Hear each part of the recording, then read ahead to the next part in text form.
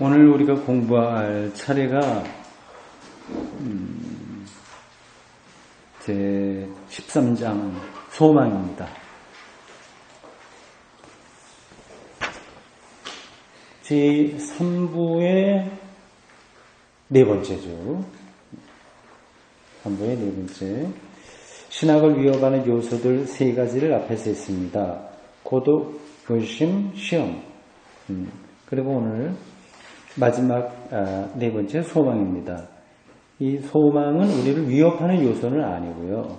앞에 있는 위협하는 요소들, 그게 결국은 우리로 하여금 소망, 희망이죠. 성경에는 이제 소망이라고 번역을 많이 했는데 우리 일반적인 말로 하면 희망이니까요. 희망이라고 해야 됩니다. 희망이다. 근데 그게 어떻게 연관되는지를 쭉 설명을 합니다.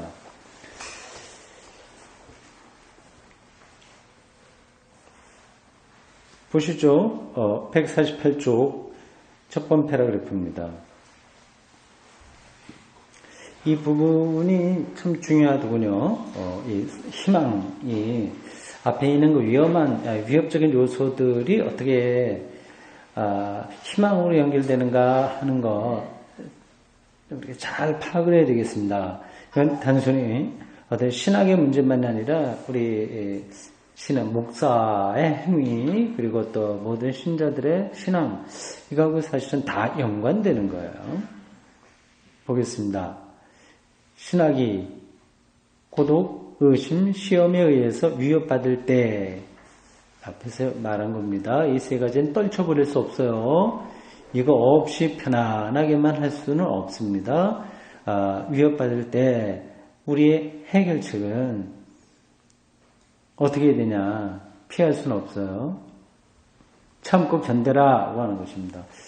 참고 견뎌라 하고 하는 이 성경 구절이 어디 있는 것 같은데 제가 확인을 못하고 왔습니다. 어디 분명히 있을 텐데요. 참고 견뎌라 하고 하는 거예요. 우리는 우리 강의의 제 3부에 도달하고 있는데 지금 하는 게 이제 3부입니다. 여기 있는데 이 3부 끝에 가서 위의 해결책이 보다 쉽고 가벼운 다른 해결책에 의해서 대체될 수 있다고 기대할 수 없다. 그러니까 이 신학을 위협하는 요소들, 고독, 의심, 시험 이런 것들을 따로 간편하게 해결할 수는 없어요. 참고 견디는 거예요. 참고 견디는 거. 그게 참 중요한 겁니다. 그 다음, 만약 다른 해결책이 또 있다면 신학과 신학자를 위협하고 있는 고독, 의심, 시험의 위협에 관해서 이미 우리가 언급한 것은 결국 그렇게 대단한 것이 될 수 없는 것을 밝혀줄 것이다. 설명하지 않아도 되겠죠? 그러니까 참고 견뎌라 이게 해결책인데 사실 해결책이 아닐 수도 있어요. 보기에 따라서. 근데 다른 게 없는 거예요. 근데 이제 이거를 피하지 말고 딱 붙들고 견뎌 나가는 거여야 되는데 만약에 그거 말고 다른 해결책이 있다면 이 세 가지는 별로 위협적인 요소가 아니다. 하는 거죠. 그러나 이것보다 더 고약한 결과는 다음과 같다. 즉 이와 같은 어두운 사태 직후에 올 어두운 사태가 뭐죠? 그거죠. 예. 고독, 의심, 시험. 이거 떨칠 수 없습니다. 이게 뭔지는 제가 다시 설명하지 않아도 되겠죠? 고독, 의심, 시험. 이건, 우리가 하나님 앞에서 바로, 하나님을 집중해서 살아가려고 하는 사람들은, 피할 수 없는 길인 거예요. 이걸 피하려고 하면 하나님을 피하는 거하고 똑같습니다. 근데 이러한 것들, 이게 어두운 사태예요. 어두운 사태 다음에 올 최선의 것에 대한 무관심이다. 이 최선이라고 하는 것은 좋은 거예요. 독일어에는 베스텐 이렇게 표현되고 베스텐. 영어로도 베스트라고 하는 거 있죠. 베스트야 할 때 그 뜻하고 비슷합니다. 정말 좋은 거예요. 이렇게 이 어두운 사태 직후에 오게 될 이 베스트 이것을 몰라보는 거다. 그래요. 이제 이게 문제인 거죠. 예. 그러니까 이 세 가지를 적당하게 뭐 이렇게 피해 보려고 하는 것보다 더 나쁜 거는 뭐냐? 이 어두운 사태, 고독, 의심, 시험, 이거 다음에 오게 될 정말 멋진 거, 베스트, 이것을 알아보지 못하는 거다. 거기에 대해서 관심이 없다고 하는 거죠. 여기에서 우리에게 오직 허락된 것은, 아니, 명령받은 것은, 신학이 이 어려운 고독, 의심, 시험을 참고 견딤으로 갖게 될 적극적인 결과를 숙고하는 일뿐이다.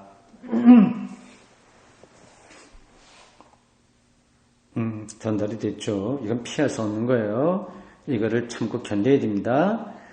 그런데 단순히 참고 견디는 것만이 아니라 이것 다음에 오는 최선의 것, 베스트, 멋진 것, 그거를 깊이 생각하는 거예요.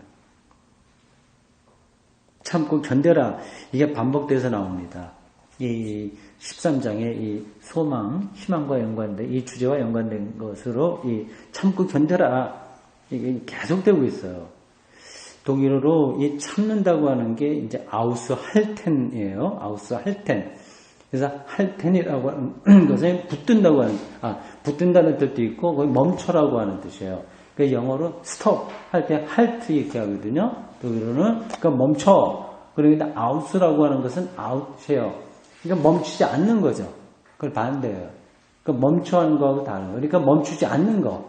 그러니까 계속 고독하고 의심하고 의심 속에 들어가 있고 그 시험 받고 하는 거. 그걸 두려워하지 않고 그거를 계속 가는 거예요. 견뎌라. 이거는 에어트라겐이라고 하는 독일어인데 그걸 그냥 유지하는 거예요. 붙들고서 계속 가는 거. 대충 그렇게 생각하시면 되겠습니다. 처음부터 쭉 우리는 이 참고 견뎌라 라고 하는 말을 반복해서 들을 겁니다. 이게 고독, 의심, 시험이라고 하는 이 어두운 사태를 뚫고 나갈 수 있는 아주 유일한 길인 거예요. 이거를 마지막 해결책이 되게 하는 한 우리는 그것의 적극적인 결과를 기대하는 방향으로 갈 수밖에 없다. 그렇게 가면 적극적인 좋은 그러한 결과로 가게 된다. 늦으시죠? 물론 그 해결책은 다른 해결책에 의해서 능가될 수도 없고 대치될 수도 없을 것이다. 이게 적절하게 위로받는 거 이거하고는 다르다고 하는 거예요. 조금 이렇게 뭐 실제로 문제가 해결되는 거. 그러니까 뭐 고독할 때 뭐 영화 한 편 본다거나 그런 거 잊어버리잖아요. 이제 그런 차원이 아니라고 하는 거죠. 아주 적극적인 건데, 적극적인 결과인데 이게 뭘까요? 13장 이 전체 주제인 희망입니다. 희망. 거기 이제 그걸 기대하게 되는 거죠. 거기 가게 되는 거죠. 이게 진정한 의미에서의 해결책이라고 할 수 있는 겁니다. 예, 그 부분을 이제 조금 더 우리 바르트 선생이 설명하고 있는 걸 따라가 봅시다.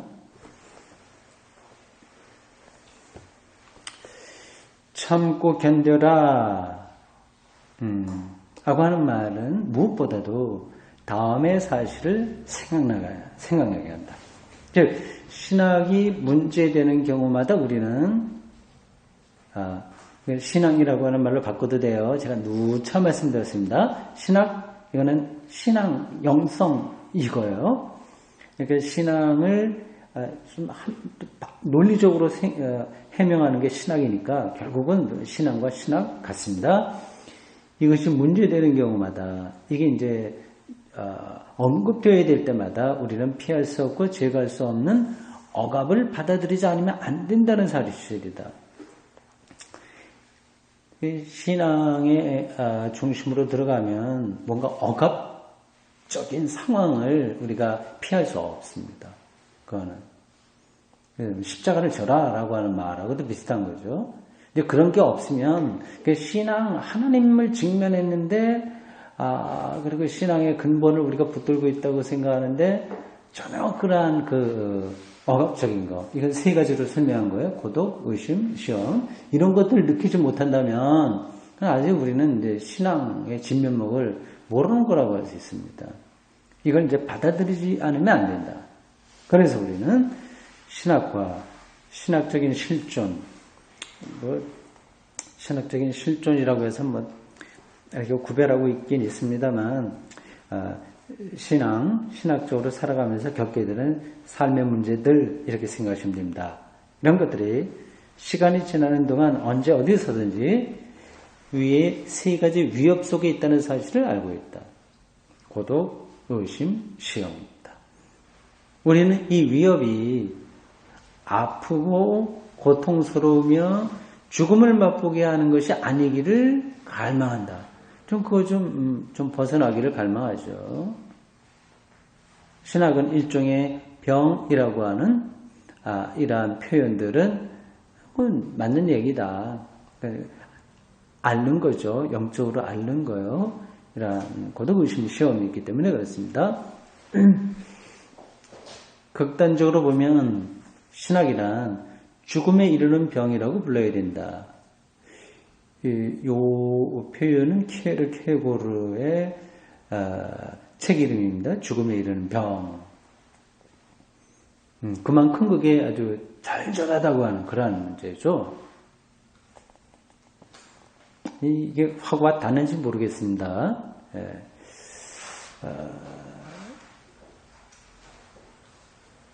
그러니까 우리가 절대적인 생명의 창조자, 그리고 완성자, 그러나 그의 아들이 십자가에 돌아가신 거, 등등 그런 것들을 우리가 붙들고 있다면 당연히 그런 거하고 다르게 사는 사람들 틈바구니에서 당연히 고독하기도 하고요.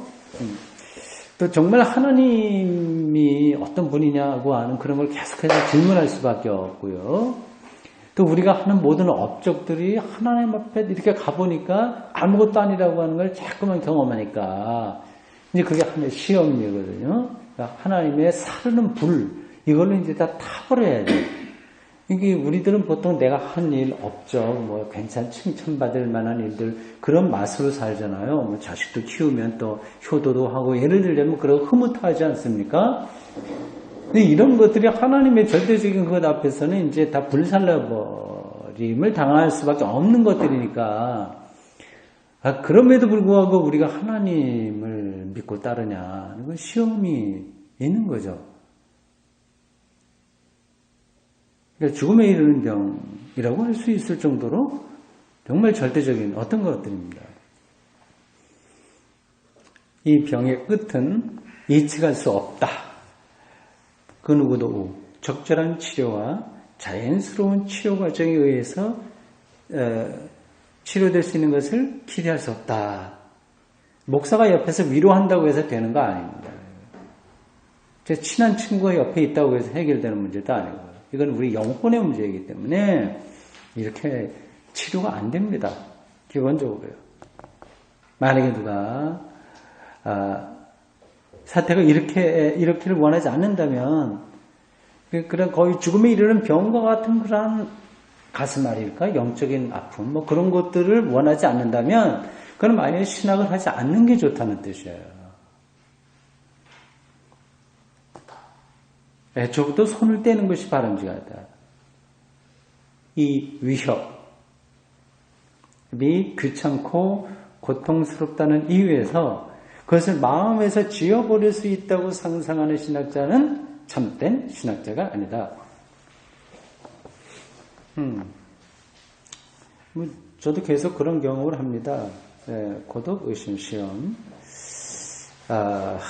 뭐 내가 일전에도 한번 인용했는지 모르겠습니다만은 예수님이 십자가에서도 십자가 마지막 거기서도 의심하셨잖아요. 그렇잖아요. 그 시험 들린 거예요. 하나님이 나를 버린 거 아닌가? 그런 말씀하셨지 않습니까? 십자가 치러내 보면은. 그러니까 예수님마저도 그렇게 마지막까지 시험, 의심, 고독 여기에 들어가셨다고 한다면 우리같이 평범한 사람들이야 뭐 이걸 쉽게 해결할 수 있겠어요?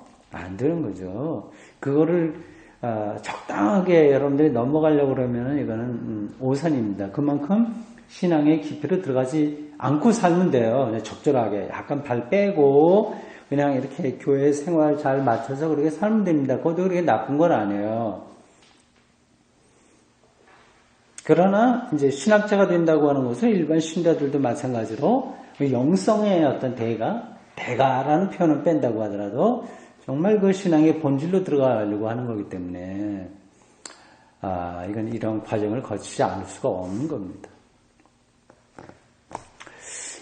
이 세상에는 이런 위협을 훨씬 덜 받는 많은 직업들이 있다.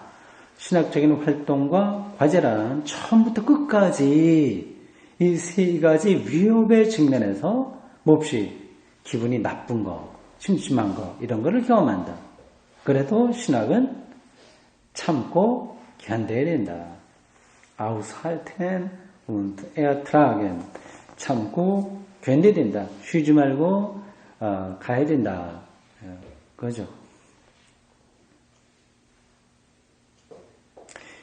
신학자가 여기에서 마땅히 참고 감당해야 할 것을 참고 견딤에 있어서 다음에 한 가지 사실만은 좀 피해야 된다. 즉 신학자가 저 불쾌함 때문에 있잖아요. 그 불쾌함 마음에 좀 이렇게 찜찜한 것들 그런 정도가 아니라 하여튼 불편한 그런 것들이요. 그런 것 때문에 굴복하거나 도피하거나 항복하고 신학 작업을 집어치우고 계속하지 않으려는 사실이다. 이건 피해야 될 것. 좀 힘들더라도 그 안에 머물러 있어야지 신학자라고 한다면 그것을 집어치려고 하는 거 그건 좀 피해야 된다. 참고 견딤이 피곤, 한숨, 신음, 고통, 눈물, 울부짖음 속에서 일어난다고 하더라도 항상 예상보다 더 사태가 고약하지만 슬프게 포기하거나 항복하는 것보다는 그렇게 견디는 게 낫다. 참고 견디는 거 100배나 좋다.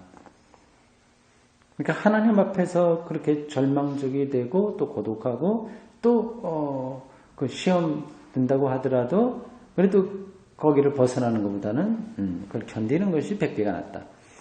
참고 감당한다는 것은 자기 자신에게 부과된 짐을 고통스러움에도 불구하고 벗어버리거나 다른 사람에게 짐 지우지 않고 자신이 지는 것을 의미한다.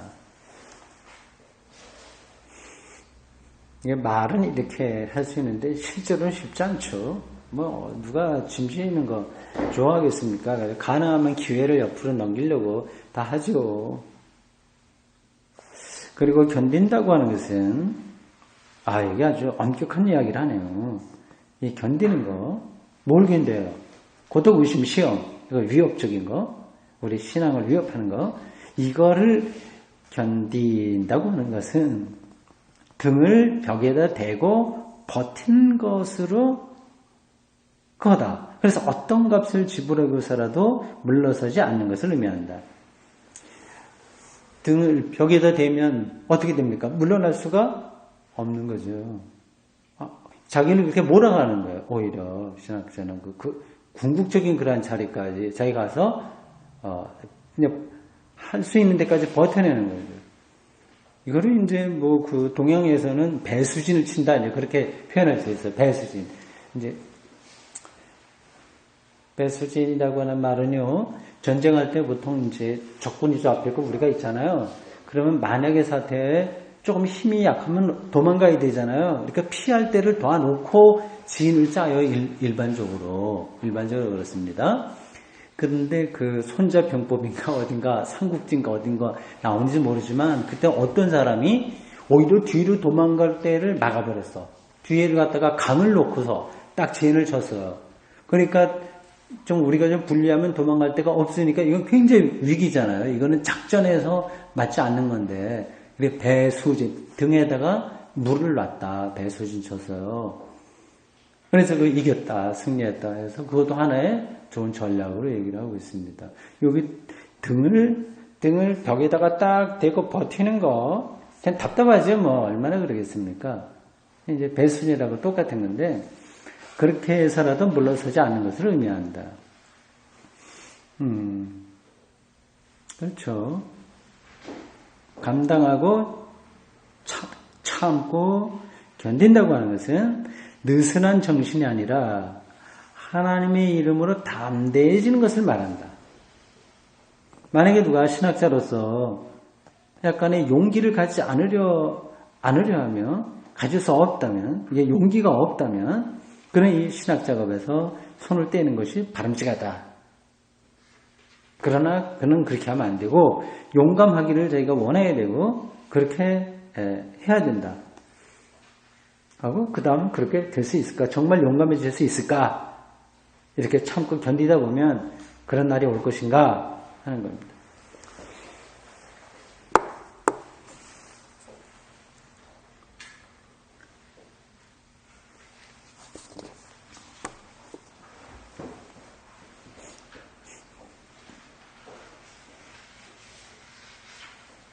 그 다음 우리가 이미 논한 세 강의를 돌이켜볼 때 알파 오메가 되는 처음과 나중이다. 그런데 모든 거라는 뜻입니다. 절대적인 거다. 알파 오메가가 되는 결론은 다음과 같다. 정말 중요한 건 다음이다. 공경과 억압 없이는 신학 활동이 불가능하며 이게 하나예요. 불가능하다. 공경 억압 없이는 신앙 활동이 불가능하다. 예수님께서 각자 십자가 자라. 십자가 없이는 나 따라올 수 없다. 얘기하는 거 마찬가지입니다. 십자가 없이 느슨하게 산책하듯이 편안하게. 이제 이건 신앙하고는 이게 어울리지가 않는 겁니다. 예. 그게 하나고요. 이 공경과 억압 속에서 용기를 발휘할 수 없는 한, 신앙적인 용기가 없는 한 신학은 가능하지 않다는 사실이다. 이 두 가지가 있는 거예요. 따라서 여기서 반복해서 나오는 명령문 참고 견뎌라 하는 말은 이처럼 두 가지 앞에서 말씀드린 의미를 갖고 있다. 이 설명이 재미있습니다. 근데 이게 저에게는 저는 신학을 전공으로 한 사람이기 때문에 이 사람이 하는 얘기가 좀 많이 와 닿는데 여러분들에게는 어떨지 모르겠습니다. 신앙하고 연관시켜도 다 들어맞는 건 아니지만 대체적으로 그 방향은 좀 맞는다고 봅니다. 예. 아니다. 난 늘 즐겁다. 신앙생활하는 거 즐겁고 모든 게 다 잘 된다. 잘 될 수 있어요. 그러나 더 들어가게 되면 이런 고독 의심, 시험 이걸 만나게 됩니다. 그러면 하나님을 약간 멀찍이 있으면 그냥 좋은 것만 보여요. 근데 가까이 가면 그건 불과 같은 거라서 내가 이제 살라지거든요. 그럼 그게 이제 힘든 거예요. 그래서 많은 신자들이 하나님에게 가까이 가려고 하지 않습니다. 사실은요. 하나님을 알려고도 하지 않습니다. 몰라도 신앙생활 하는 거는 그냥 얼마든지 가능하니까요. 근데 이게 이제 무슨 말인지 여러분들이 딱 들어오는지 모르겠습니다만 한국교회에서는 이제 이런 쪽으로의 신앙의 어떤 차원들을 전혀 말을 하지 않아서요. 이게 좀 잘 안 됩니다. 그러니까 시험 받는다고 해봐야 내가 교회 나가려고 하는데 남편이 방해한다. 그걸 뚫고서 나온다. 뭐 이런 정도만 얘기를 하는데 그거는 조금 작은 문제들이에요.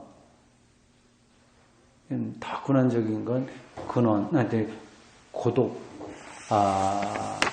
그래 의심, 시험, 이런 거. 여기서 이거를 살짝 피하려고 하지 말고 계속 참고 견디고 용기를 가져야 된다. 얘기입니다.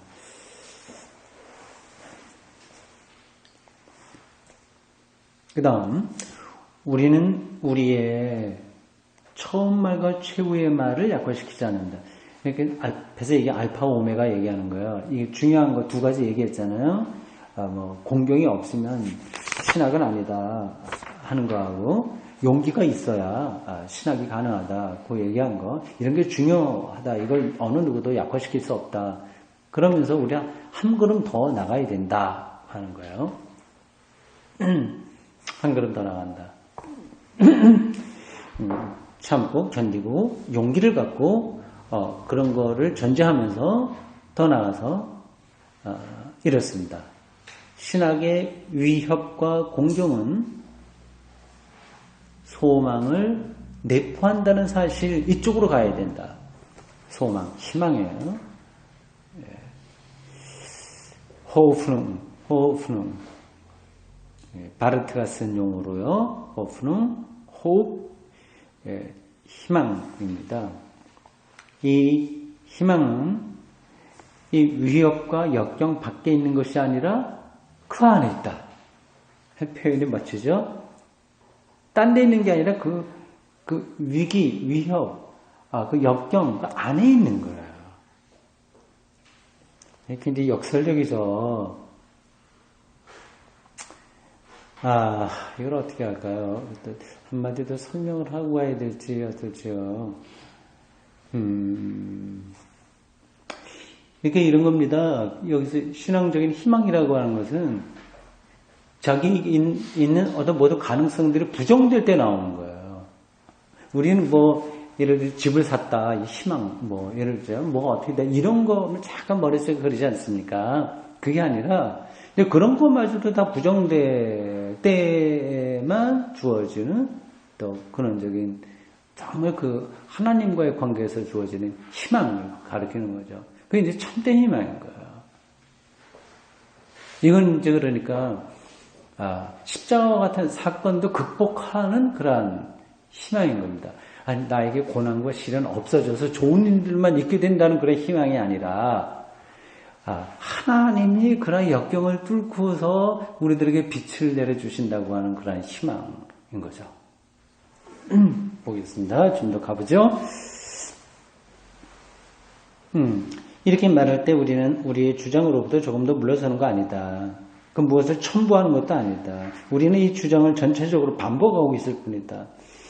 저 위협과 역경에도 불구하고 희망을 포함하고 있는 바 시편 73편 23절에 그럼에도 불구하고와 별다름이 없다. 신학은 자신의 역경을 참고 견딤으로써만 이 역경이 지나간 후가 아니라 그 역경 한복판에서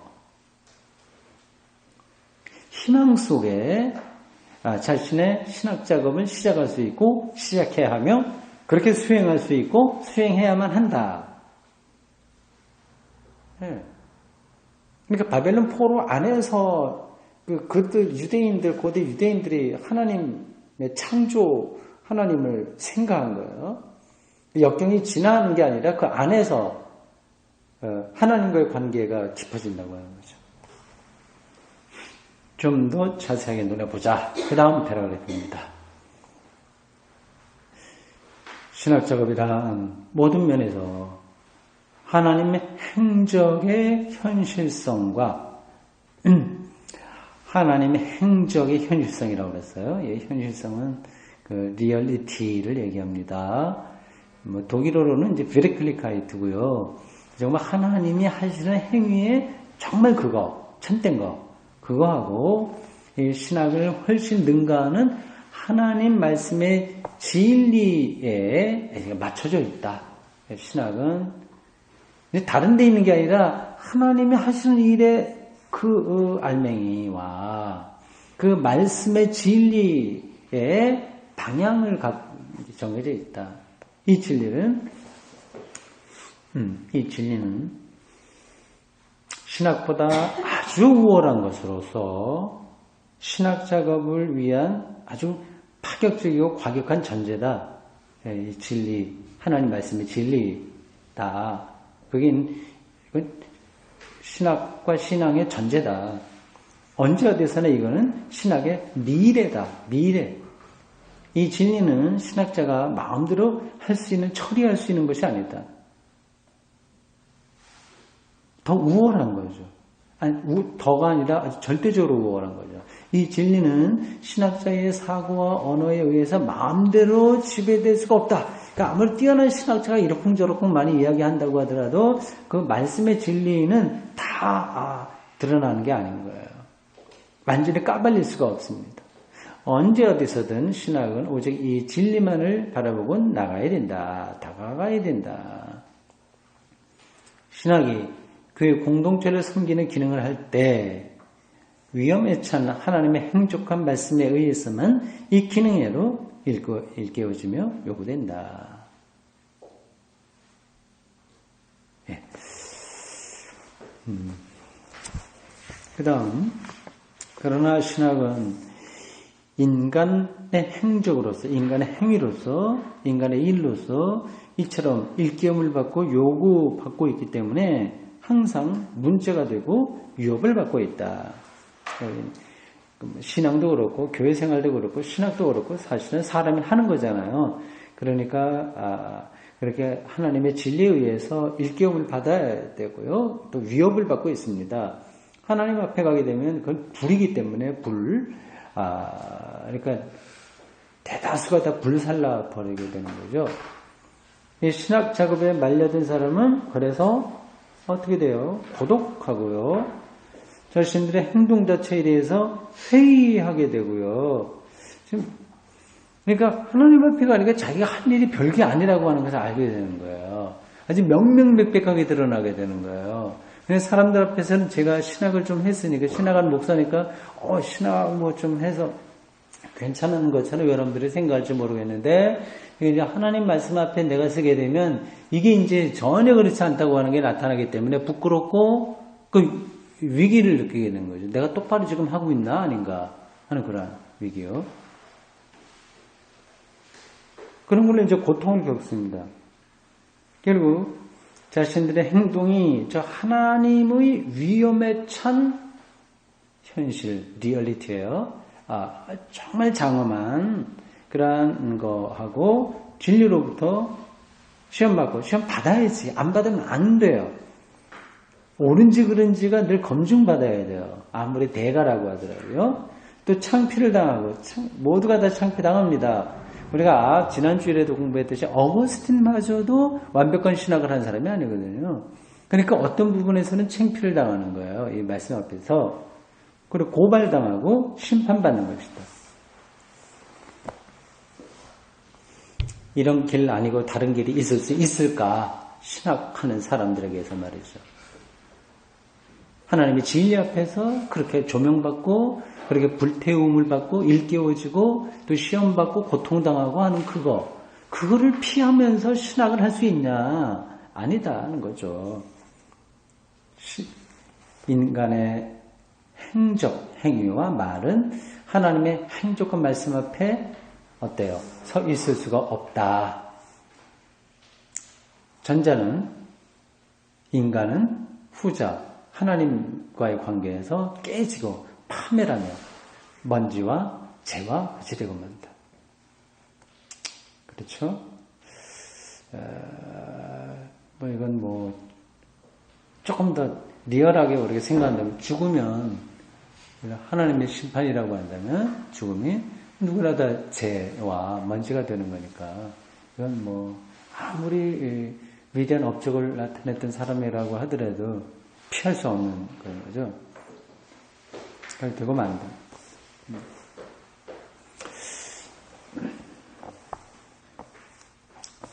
신학이 당하는 심판에 관해서 우리는 지난 세 강의에서 이미 논했다. 신학이 다른 인간의 행동이나 학문이 받을 영예를 능가하는 어떤 특수 영예를 누리려고 한다면 놀라운 방법과 틀림없는 방법으로 신학을 위협해오는 위험한 공격들을 받아들여야 된다. 따라서 누가 원하면 그의 손가락으로 신학자가 앓고 있는 병을 만져볼 수도 있다. 정말 분명하다고 하는 거죠. 그러면 적어도 신학자는 이와 같은 병을 앓고 있다는 사실을 간과하거나 부인할 수 없을 것이다. 계속 위협을 받고 있으니까 하나님으로부터 버림받은 것과 같은 경험들을 끊임없이 하고 있으니까 이건 이걸 부인할 수가 없는 거예요. 이것이 바로 다음과 같은 사실 때문에 신학이 지불하는 대가다. 즉, 이 대상에 헌신하는 이 대상이 뭐죠? 누구죠? 하나님. 이 대상에 헌신하는 신학 작업이란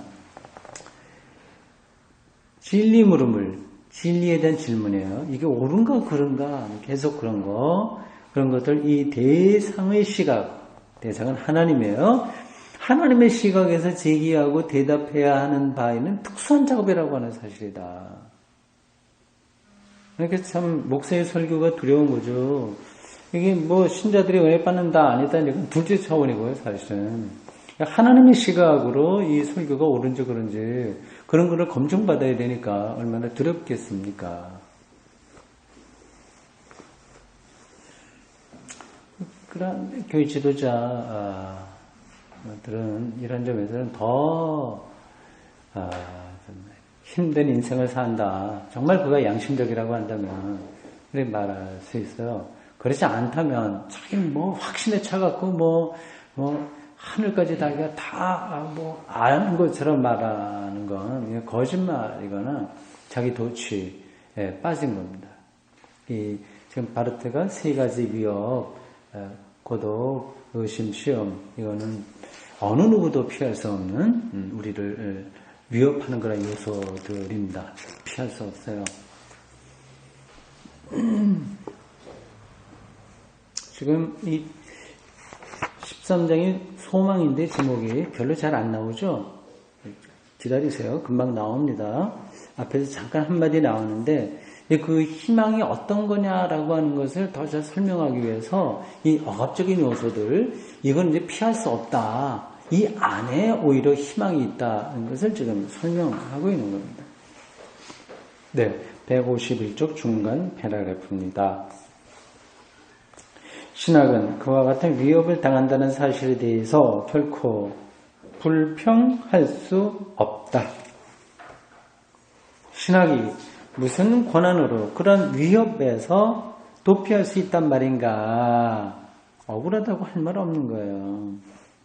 신학이 자기보다 우월한 하나님의 행적과 말씀에 마땅히 헌신하는 한 이러한 사정, 이런 어려움 당하는 거 이건 어쩔 수 없다. 신학은 자신을 위협하는 모든 것에 대해서 잘 알고 있으며 계속해서 잘 알 수 있다. 신학은 이것을 항상 다시 숙고해야 하며 모든 육체는 사람들 얘기하는 거예요. 모든 육체는 그와 같은 만남에 의해서 고발당하며 하나님의 진리 앞에서 고발당하고 정죄받고 아주 과격한 공격을 받는다고 하는 확실한 사실을 아주 분명하고 확실하게 선포해야 된다.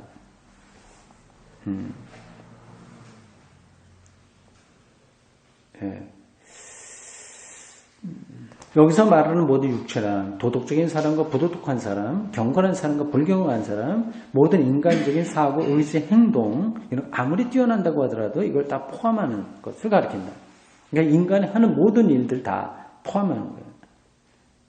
하나님의 행적과 말씀에서 나오는 불에 의해서 이게 확 와 닿는지 모르겠습니다. 말씀에서 나오는 불에 의해서 먼지와 재가 되지 않을 인간의 행적과 말은 결코 없다.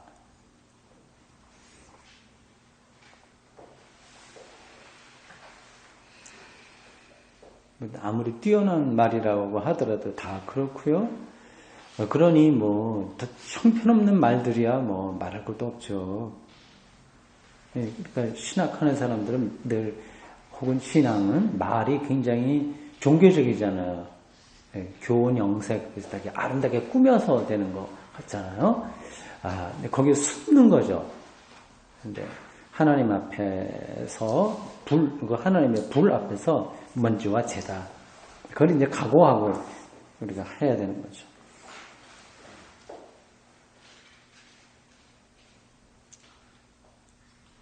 도대체 신학이 어떻게 자신을 속이면서 자신의 행적과 말은 그것으로부터 제외된다고 주장할 수 있을까? 신학이 그렇게 망상하면서 나는 진리를 지금 말하고 있어 이렇게 망상하면서 예외를 주장하면 할수록 하나님의 행적과 말씀에 자신의 등을 돌려대는 것이 된다. 돌아서는 거죠. 그럴 경우 신학은 자신의 대상이 뭐죠? 하나님의 말씀, 대상을 당하고 공허한 사고를 일삼고 말장난만 자행할 뿐이다. 그러니까 하나님으로부터 이제 벗어난다는 거예요. 그러니까 말장난에 떨어진다는 거죠. 그러면 그럴수록 신학은 그 속에서 자신의 봉사활동을 수행하지 않으면 안 될 교회 공동체와 이 세상으로부터 고립되고 분리되고 말 것이다. 자신의 주제를 모르고 뭐 어떤 망상에 빠져 있으면 결국은 고립된다. 이 세상 교회 공동체와 모든 세상으로부터 고립된다. 그 얘기입니다.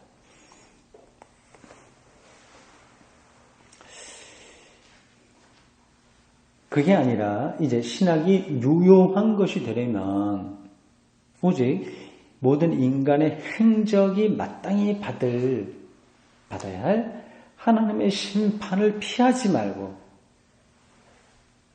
참 다행스러운 거예요. 하나님의 심판이 있다고 하는 것, 하나님의 불이 있다고 하는 것. 그거 없으면 우리들에게 있는 그 가라지와 같은 거, 이거 어떻게 하겠습니까? 심판을 피하지 말고, 그 심판 앞에 가는 거는 오히려 이미 그러면은 이미 결론이 나오네요. 심판은 그러니까 은총인 거죠. 말하자면. 우리가 착각하고 있는 것을 들춰내 주는 거니까.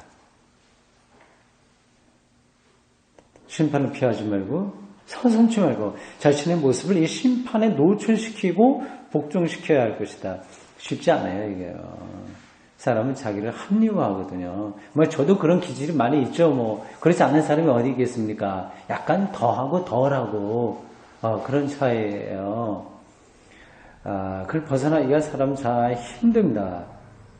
근데 그러지 말고 그냥 하나님의 심판 앞에 노출시키고 하는 용기를 갖고 복종하는 거. 이게 지금 그래야만 신학이 혹은 신앙이 쓸모있게 된다. 좀 살아난다. 그 얘기입니다. 정확하게 보고 있어요. 오직 신학이 자신의 행동을, 모든 인간의 행동도 그렇지만 하나님의 심판에 내맡기고 복종시키며 자신이 당하는 위협을 배격하고 저항하지 말고 그 정당성을 인정하며 그게 옳다고 하는 걸 인정하고 또 그것을 화해하고 그거를 또 참고 견딜 때만 그때는 이제 쓸만한 신학이 된다. 그럴 때 이제 쓸만한 신앙이 된다 혹은 그리스도인이 된다고 하는 거예요. 지금 단련을 받아야 되는 거죠. 이게 쉽지가 않습니다. 그렇지 않으면 계속 이게 하나님의 그 태우는 불 이걸 통과하지 않으면 이게 자꾸 자신의 기능을 감추게 되기 때문에 이게 계속 불편하게 됩니다. 고립되는 거죠. 그럼 유용할 수가 없는 거죠. 신학이 이런 일을 해낼 때만 신학을 학문으로 기초하고 있는 하나님의 행적과 말씀과의 만남 혹은 대상과의 만남의 신학에서 현실적인 게 되고 참된 것으로 증명이 된다. 근데 이런 태도, 하나님의 심판 앞에 자기를 내놓고 이렇게 용기를 갖고 참고 견디고 이제 최소한도 그런 정도 준비가 돼야 이제는 이게 다른 길로 가게 된다고 하는 거죠.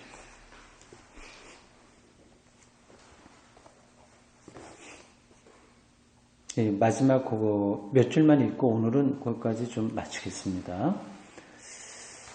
신학이 이런 일을 감당해야만 신학을 둘러싸고 있는 교회 공동체와 인류를 위해서 마땅한 자리에서 마땅한 봉사를 할 수 있다는 사실이 증명된다.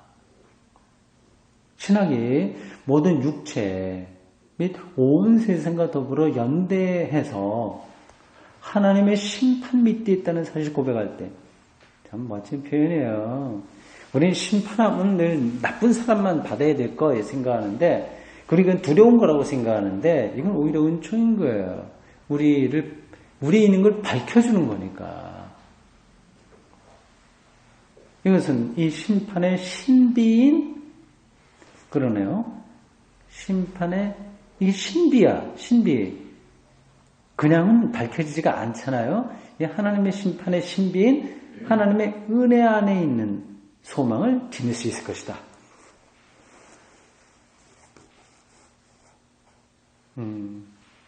놀라운 표현입니다.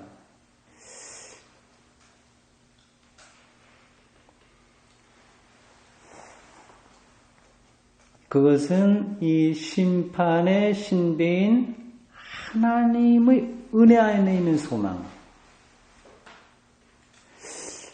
그러니까 이 소망, 희망은 심판의 신비인 거예요.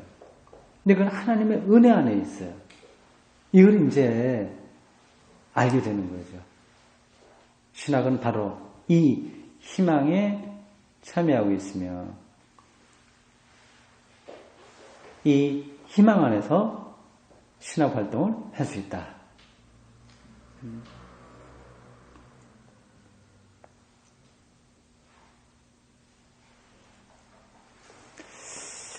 예, 중요한 그런 부분들을 바르트 선생이 우리가 깨달을 수 있도록 도움을 주네요. 예.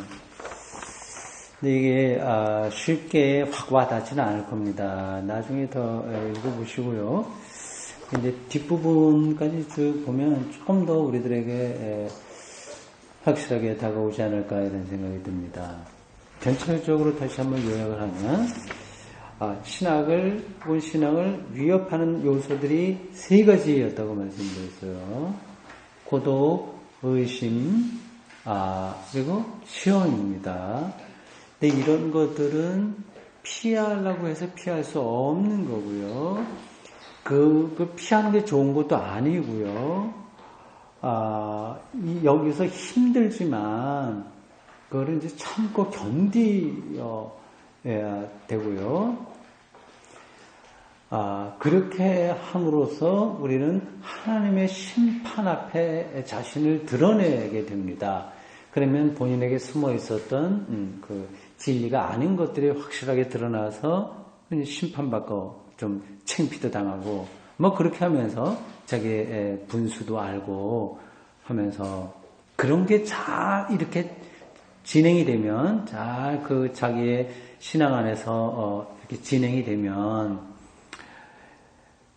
마지막에 얘기했듯이 심판의 신비, 하나님의 심판의 신비인 그 희망인 거예요. 그러니까 하나님 은혜 안에 있는 희망, 이거를 이제 얻게 된다고 하죠. 그러니까 내가 정말 창피를 당해야 그때 이제 희망을 이제 알게 된다고 하는 겁니다. 신비, 심판의 신비라고 하네요. 네, 기도하겠습니다. 주님, 오늘 저희들 우리 신앙의 선배 바르트 선생을 통해서 좋은 가르침을 받았습니다. 고독, 의심, 시험. 누구나 피하고 싶은 것이나 신학하는 사람이라고 한다면, 신앙의 깊이로 들어가려고 하는 사람이라고 한다면 피하면 안 되고 참고 견뎌야 된다는 사실을 다시 한번 듣습니다. 그 심판의 신비인 희망이 우리의 영혼 속에 가득하도록 저희들 붙들어 주십시오. 예수님의 이름으로 기도합니다. 아멘.